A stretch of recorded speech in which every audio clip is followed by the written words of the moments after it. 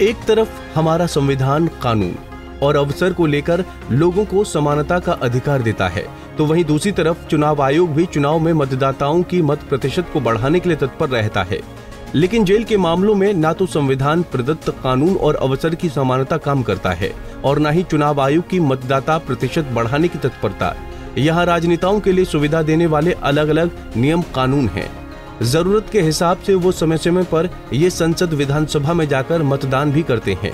लेकिन आम कैदी यहाँ तक कि जो विचाराधीन है और प्रचलित ट्रेंड के हिसाब से जिनमें से ज्यादातर को सुनवाई के बाद रिहा होने की उम्मीद है, जेल में रहने के दौरान तो उन्हें कई नागरिक अधिकारों से वंचित रहना ही पड़ता है। चुनाव के समय उन्हें मतदान का अवसर भी प्राप्त नहीं होता है। निर्वाचन पदाधिकारी से जेल में रहने वाले कैदी, विशेषकर जो विचाराधीन कैदी हैं और जिन्हें न्यायालय से अब तक किसी प्रकार की कोई सजा नहीं मिली है, उनके मतदान की व्यवस्था से जुड़ा प्रश्न करने पर उन्होंने कैदियों को मतदान के अधिकार नहीं रहने की बात कही। इसके अलावा उन्होंने राजनीतिक और कुछ विशिष्ट विचाराधीन कैदियों को न्यायालय द्वारा मत देने की सुविधा देने की भी बात कही।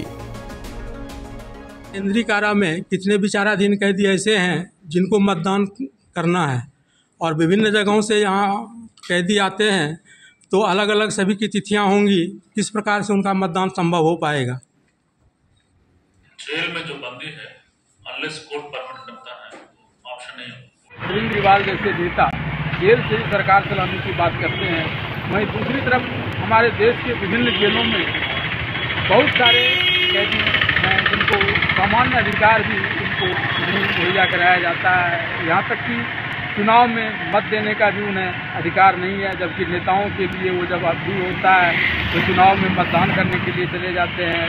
और खास करके मुद्दों पर ऐसे में चुनाव आयोग को भी यह ध्यान देना चाहिए, कम से कम जिनको जो लोग विचाराधीन कैदी के रूप में जेल में सजा काट रहे हैं, जिनका फैसला अभी नहीं हुआ है, जिनको न्याय अभी नहीं मिला है, उनमें से ज़्यादातर लोगों को कम से कम चुनाव में तो वोट देने का अधिकार मिलना ही चाहिए। पंजाब केसरी के लिए दुमका से किरण मानता हूँ।